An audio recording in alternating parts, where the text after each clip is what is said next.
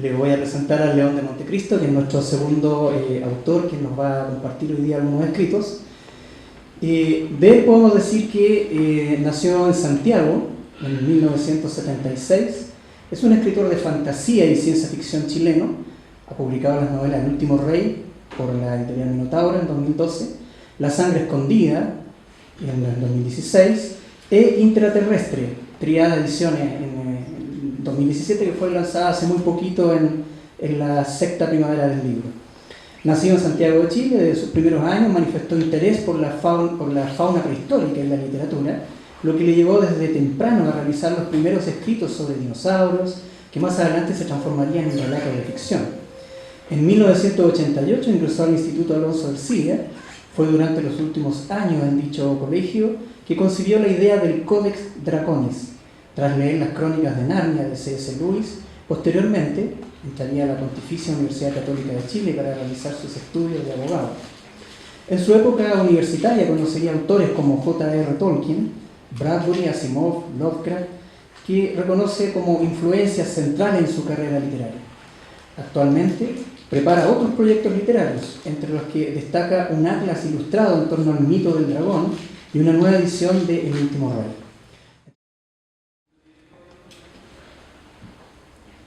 No pararon de correr durante el siguiente cuarto de hora. Cuando al fin el cansancio fue mayor que el miedo y los aleteos se perdieron, ya fuera por el zumbido que les taponaba los oídos o porque habían conseguido dejarlos atrás. Albert estaba pálido. A Franz, en cambio, parecía que la carrera le había afectado más y se tomaba el pecho, a pesar de lo cual fue el primero en recuperar el habla. No estoy seguro de lo que vimos, Franz jadeaba. Pero sí sé que no voy a hablar de ello aquí en la oscuridad. Tengo cosas que decirte, cosas que viví con el profesor Schaffhausen y que solo ahora comprendo del todo. Tal vez no del todo. Algunas certezas generan preguntas aún más abstrusas. A menos que quieras olvidar el asunto, ir a dormir, no hablar con nadie sobre lo que viste, puedes venir a mi casa. Tengo allí lo que más nos falta ahora, luz y las notas del profesor. Y quizá respuesta a algunas preguntas.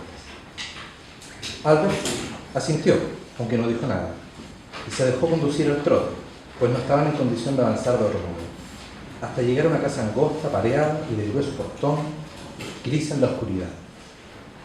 La puerta chirrió más de lo que hubiesen deseado al abrirla. El profesor y su ayudante se introdujeron apresuradamente. No se veía nada anormal. Por un huidizo segundo, Franz temió que una figura sombría de ojos brillantes aguardara en la oscuridad de un salón desordenado y registrado de arriba abajo. Y tras ponerse rojo, prendieron las lámparas de la casa. La luz se llevó consigo tinieblas y aciagos temores. Franz fue de un lado a otro abriendo cajones, sacando papeles, documentos, libros, ilustraciones, todo lo cual puso sobre una mesa. Le ofreció a su ayudante un trago. Albert se arremangó la camisa y se acomodó en una butaca cerca de la mesa, respirando hondo. Observó los dibujos que su mentor fue desplegando. Franz seguía en movimiento y tenía esa expresión tan típica suya de excitación febril, la que solo mostraba cuando se sentía muy nervioso o entusiasmado. A Albert le pareció que Franz se movía de esa forma para dilatar el momento de encarar la verdad, pero tampoco se atrevía a romper el silencio. En un par de ocasiones, Franz tuvo la impresión de que Albert quiso decirle algo, pero no lo hizo, y al final dejó pasar varios segundos antes de romper el silencio. Dentro de los papeles que me envió Hermann de sus viajes, y también de su diario personal, vi muchos dibujos de humanos emplumados, pero no llegué a sospechar jamás su relación con nuestro ejemplar. ¿Pero se imaginó usted algo parecido, profesor? ¿Cree en la posibilidad de que conviva otra raza humana, capaz incluso de articular palabras? Jamás lo habría pensado, dijo Franz, y debo confesar que esto abre nuevas preguntas, abre puertas que me parecen inquietantes. Las consecuencias de otra raza humana coexistiendo con el Homo sapiens me parecen ahora insospechadas. Pero, ¿cómo han podido vivir bajo nuestras propias narices y pasar inadvertidos? ¿Cómo saberlo, Albert?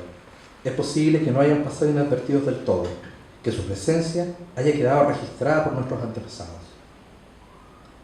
Albert seguía aterrado, pero Franz no hizo nada por ser más claro. Entonces, el ayudante reparó en un extraño daguerrotipo que sobresalía entre los papeles. Lo tomó y arrugó el rostro. La foto mostraba los huesos fósiles de un espécimen que a primera vista parecía humano. Sin embargo, el ojo del ayudante supo que no lo era. ¿Este es el ejemplar que vio con el profesor Schaffhausen?, preguntó. Franz asintió. Es muy parecido a las cosas que nos atacaron esta noche. ¿Será por eso que lo están buscando? Quizás se han empeñado en vivir a escondidos y no les gustó nada que alguien pudiera sacar a la luz su existencia. Pero solo podemos especular sus motivos, y no me gusta trabajar con supuestos. Pero reconozco que esa hipótesis podría ser la correcta. ¿Y el fósil? Albert tragó saliva. ¿Lo tiene usted aquí? Franz levantó la mirada y negó con la cabeza. Por casualidad no. Está a resguardo, bien escondido a petición del propio Hermann. El ayudante siguió observando la fotografía. Algunos, como había anticipado Franz, mostraban humanos emplumados, y Albert se asomó con la precisión de quien había trazado aquí un croquis. Franz fue por una copa de vino. Albert aceptó gustoso otro. No había duda. El antropólogo no había dibujado pelos finos, sino plumas. A mí me pareció siempre que su forma era más cercana al Homo sapiens que al Homo neanderthalensis. Su cráneo es lo único que no calzaba ni con una ni con otra especie. El propio Hermann lo catalogó como un ejemplar femenino del famoso hombre de Neandertal. Pero puede deberse a alguna malformación. Yo sugerí que podíamos estar frente a una acción diferente, tal vez el eslabón perdido que hemos buscado. Es fácil entender por qué Hermann y yo estábamos entusiasmados. Franz se perdió por unos segundos en sus recuerdos. En la relativa tranquilidad y seguridad de su hogar, el miedo fue sediento ante el dolor por la pérdida de su mentor. Tras respirar hondo, prosiguió. Era un gran hallazgo, supiéramos o no con qué nos habíamos topado. Por dar su denuncio tan importante, le propuse a Hermann que no lo hiciéramos público todavía, no hasta estar seguros de lo que habíamos descubierto. Últimamente, los antropólogos, en su afán por encontrar el eslabón perdido, han hecho anuncios que finalmente resultan ser osamentas falsas. Pero tanto él como yo continuamos con nuestros estudios. Mientras que a mí la búsqueda me sumergió en la investigación comparada del espécimen con los huesos descubiertos por otros colegas, a Hermann lo llevó a misteriosos viajes alrededor del mundo, que lo condujeron primero a la India, luego a México y Sudamérica. De esos viajes tuve pocas noticias, salvo por las apasionadas y largas cartas que hablaban, sin entrar en detalles, del mayor descubrimiento en la historia de la antropología. Al cabo de un par de años, Hermann comenzó a mandarme solo ilustraciones, sin notas, pero con códigos cifrados y mapas de lugares exóticos. Aquí están. Yo debo confesar por mi parte que dejé de pensar en el asunto. Pero si sigues mi consejo, me dijo Hermann una vez, estudiarás con mucha atención tu ejemplar, pues tiene una mezcla de elementos primitivos y modernos. O se trata de un gran descubrimiento, o es un gran fraude. Es muy extraño. Comencé a estudiar la anatomía de mi amigo. Como habrás reparado, y como certeramente apreció otro científico, a primera vista contenía elementos primitivos y recientes en la escala evolutiva. Mira la capacidad cerebral de nuestro fósil. Es sorprendentemente grande. No se aprecia bien en las fotografías, pero el cráneo tiene una forma inusualmente alargada.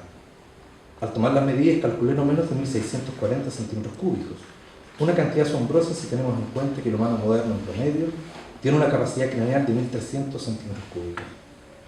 Como hasta ahora el único homínido con una mayor capacidad a la de Homo sapiens había sido el hombre de Neandertal, la primera conclusión de Hermann fue que estábamos ante un ejemplar de Homo neanderthalensis. Y él me refirió en una de sus cartas que en Perú unos lugareños le habían hablado sobre tumbas cuyos cuerpos tenían cráneos alargados, pero Hermann nunca llegó a descubrirlas ni a tener una en sus manos. Sin embargo, subsistía una duda que no se condecía con ninguna otra especie. Las osamentas de nuestro ejemplar eran demasiado porosas. Que fueran delgadas no daba muchos problemas. En ciertos signos es común el dimorfismo sexual. Después de todo, podría tratarse de una hembra de Neandertal. La extrema porosidad de los huesos se explicaba con una descalcificación por osteoporosis. Pero a la luz de lo que hemos visto hoy, tendremos que revisar tales conclusiones. Ahora, salta a la vista otra diferencia entre el Homo ignotus, como llamamos internamente a nuestro ejemplar a falta de otro nombre. y otros homínidos avanzados como Homo sapiens, Neanderthalensis o incluso el Cromañón. Sí, puedo verla. Los caninos son demasiado grandes, no parecen una especie reciente. Sí, esa observación es correcta. Parece como la del chimpancé orangután. Fue lo que más nos desconcertó. La causa principal que nos hizo desistir fue sacar a la luz de este hallazgo. Pero, ¿realmente habíamos dado con el eslabón perdido? Hasta aquí, es esta aparente contradicción entre un homínido y un individuo por su dentadura más cercano al género Pithecus. No me cabía duda de que estaba al menos en presencia de un primate. El neocórtex desarrollado, la capacidad olfativa menor, sacrificada en pos de un cerebro que privilegió otros sentidos como la vista y el tacto, el hueso rodeando las órbitas oculares, la presencia de clavículas, todo parecía indicar que estábamos ante un humano emparentado, o por lo menos relacionado con nuestra especie. Pero aquí está la más desconcertante diferencia entre nuestro Homo ignotus y cualquier otro homínido o primate descubierto hasta ahora. Nuestro ejemplar tiene solo 4 dedos en ambas manos. Albert tomó la fotografía. No reparé en ello. Es más común que se encuentren pocos huesos, corredor Franz, pero el patrón se repite en las 2 extremidades posteriores, donde incluso se observa que el 4.º dedo se ha ido atrofiando hasta formar un espolón y dejar a la vista un pie de solo 3 dedos. Entre más analizado nuestro Homo ignotus, más caía en la cuenta de que se trataba de una especie única y desconocida hasta ahora. Pero hay más.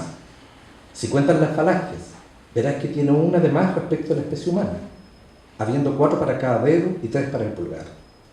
Pero eso no es todo. Tiene garras en vez de uñas planas. Ningún homínido tiene garras. Y fíjate en los huesos del cráneo. No tiene sutura sagital.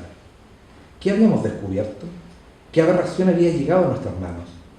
No me atrevía por fidelidad a la ciencia a aventurar ninguna conjetura. Pero Hermann, quien siempre fue un hombre de mente más amplia, creyó dar por la solución al recurrir a viejas tradiciones nórdicas, en las que se sumergió con la pasión con que siempre afrontaba cada nuevo descubrimiento. Los antropólogos, me dijo el día antes de partir a sus viajes, somos diferentes a nuestros colegas paleontólogos. No solo estudiamos los huesos de los hombres, sino al hombre en su conjunto, en toda su complejidad. Y un elemento primordial del ser humano es su cultura, atrapada en todo lo que hace.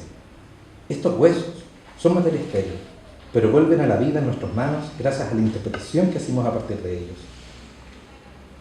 Nuestro hombre de Neandertal enterraba a sus muertos, y hemos asumido, según nuestros propios patrones, que se veía su querencia en la vida más allá de la muerte. Tal vez no fuera ese el motivo, y si lo hacían para evitar la propagación de una peste, o era tabú nombrar a los muertos, puede que nunca descubramos la verdad. Respecto a nuestro espécimen, he de confesarte que al observar sus detalles, tan humanos, y sin embargo tan demoníacos, si pudiéramos darle un calificativo a su híbrida apariencia, en lo primero que pensé fue en las imágenes latamente descritas en la Biblia de los cristianos, como en la pintura de las tradiciones occidentales de la figura de Satán y de los abundantes demonios de la mitología judeo-cristiana. Luego pensé en las deidades zoomórficas del antiguo Egipto y en ciertos mitos de la tradición grecorromana. Era inevitable buscar respuestas, huellas del paso de esta especie, registradas quizás en los relatos religiosos de nuestros ancestros.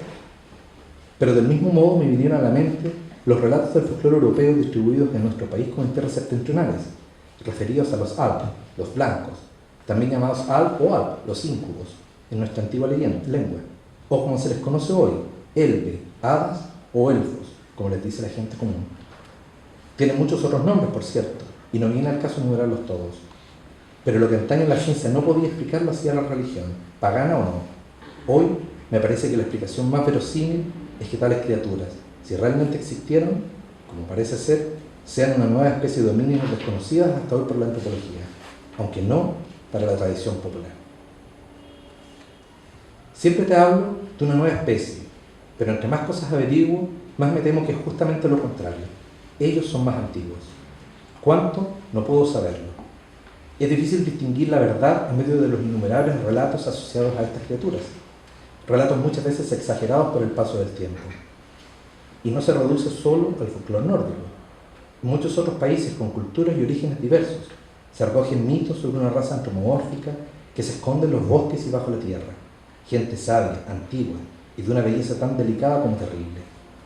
En algunos casos se asemeja más a una serpiente, en otros se lo describe con una apariencia de ave, y algunas veces, como en el caso de Cucumat en Centroamérica, ellos asumen la forma de una serpiente emplumada o la del hombre padre.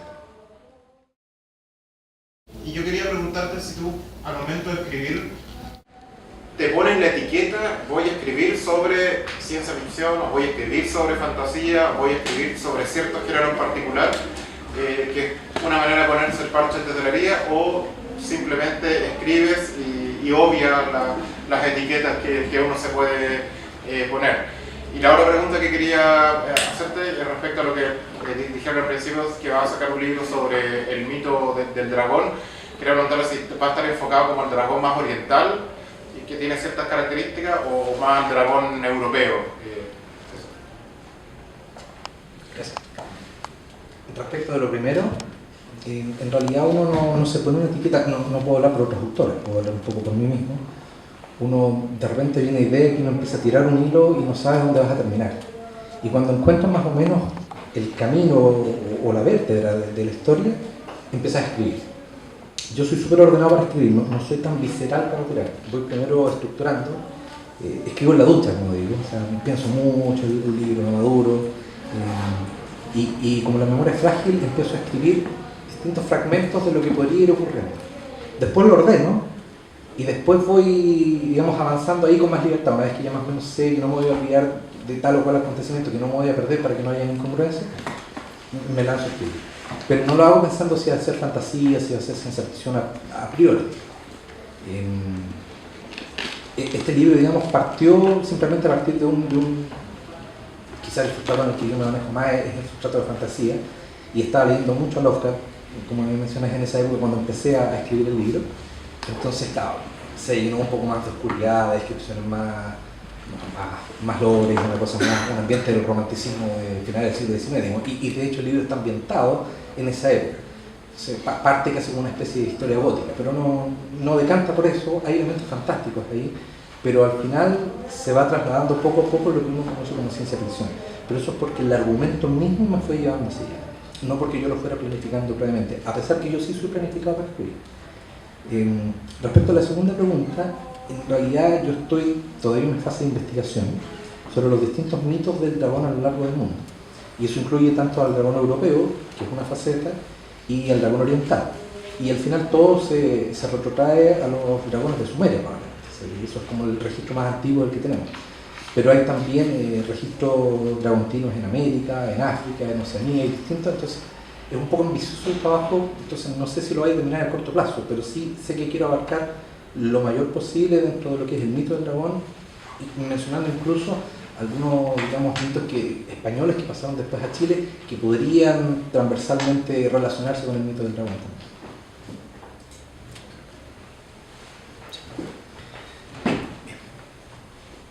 ¿Me permite? Te sugiero que uses el de allá. ¿Sí? Hola. Bueno, adelante.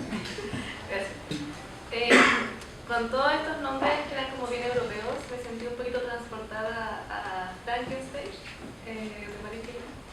Y quería saber si hay un interés en enfocar como en esa época de la historia, o es atemporal, o hay un tiempo específico en el que se está desarrollando.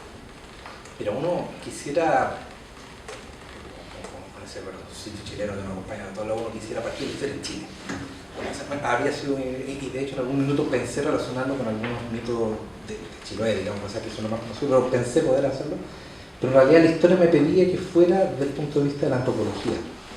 Y la antropología, donde más se está desarrollando, por lo menos de lo que nosotros entendemos hasta hoy día, más allá de la visión oriental, digamos, del tema, se desarrolló en Europa. Y esto lo ambienté precisamente en Alemania por eso, porque era un lugar, en el fondo la pregunta, el puntapié inicial fue cómo traspaso la fantasía a algo más creíble. Esa fue la primera pregunta que me hice cuando creé esto. Y lo primero que pensé, bueno, ¿qué pasaría si los elfos realmente hubieran existido? No el clásico elfo de orejas puntiagudas y bueno, para tirar flechas, no. O sea, una raza antigua que realmente hubiera coexistido incluso en algún momento con la humana, y por eso tenemos tantos registros de esta gente tan antigua. ¿Y qué hubiera pasado si era mucho más antigua que la nuestra? Porque siempre en las tradiciones élficas se habla de que son gente que vive muchos años. Pero ¿qué pasa si vuelvo eso en que descubres un fósil de esto?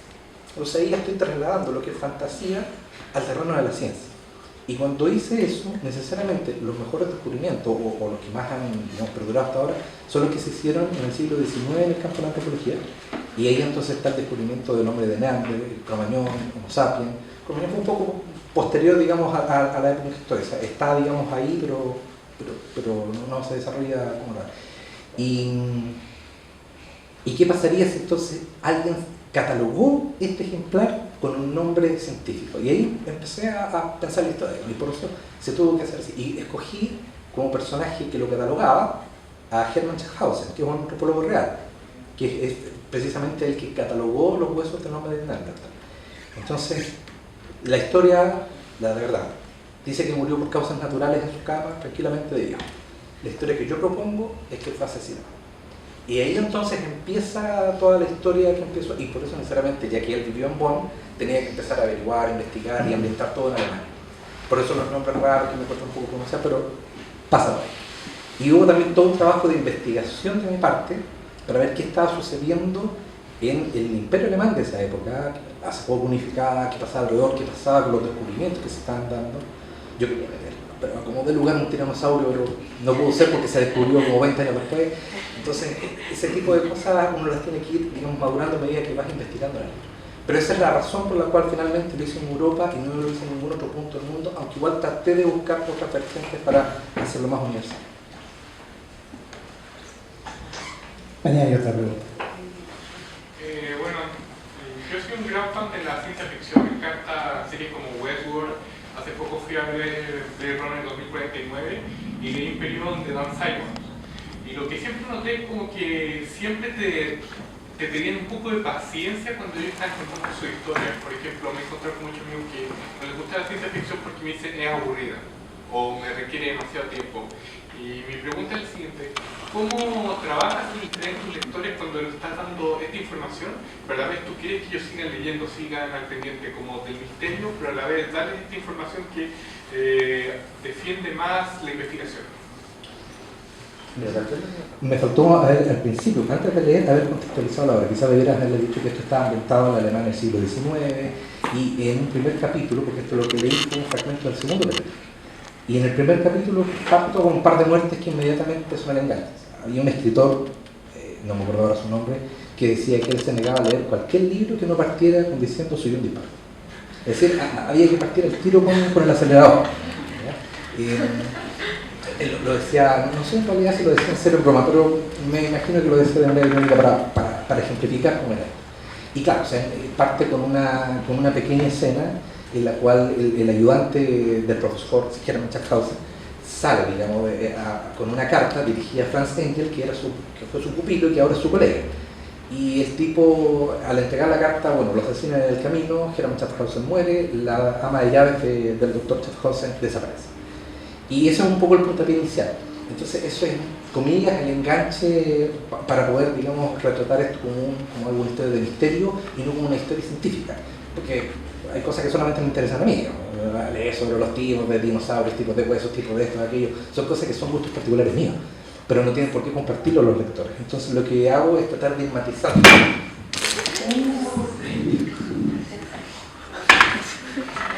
Que no fío.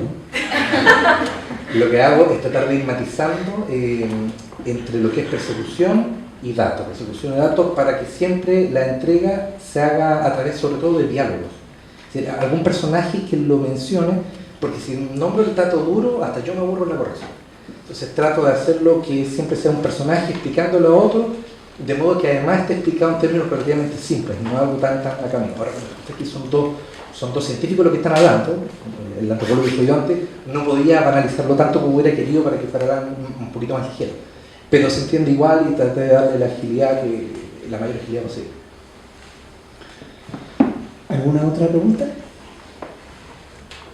Bien. En honor al tiempo yo voy a hacer la última pregunta. Cuando participaste y ¿cómo se llama?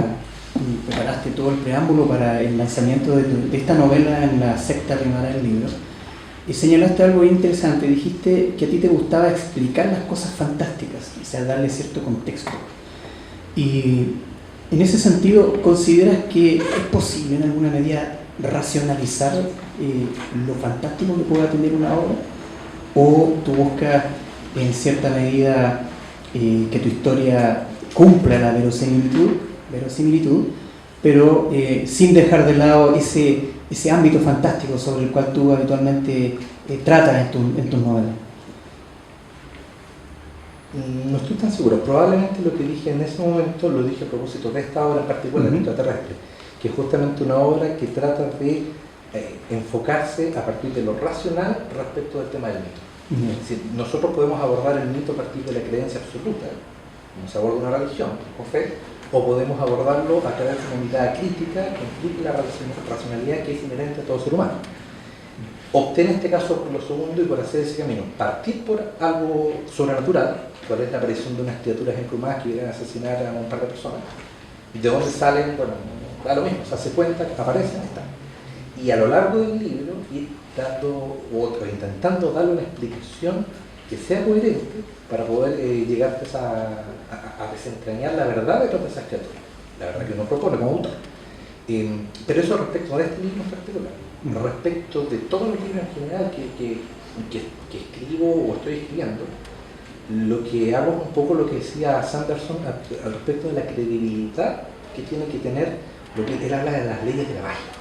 ¿Ya? Propone en el fondo que incluso algo tan etéreo como la magia tiene que tener ciertas normas para poder ser coherente y no terminar como un Deus ex machina o como una especie de conejo salido del sombrero que resuelva todo mágicamente. ¿Ya? Entonces, es un poco eso, tratar no de racionalizar la fantasía en las otras obras. La fantasía al final es eso, o sea, es un espacio para los sueños y la imaginación de cada uno. Pero sí tratar de siempre que tenga una coherencia que le dé credibilidad dentro del marco documental que yo. Bien, quiero pedir un aplauso para León de Montecristo, que ha tenido la gentileza de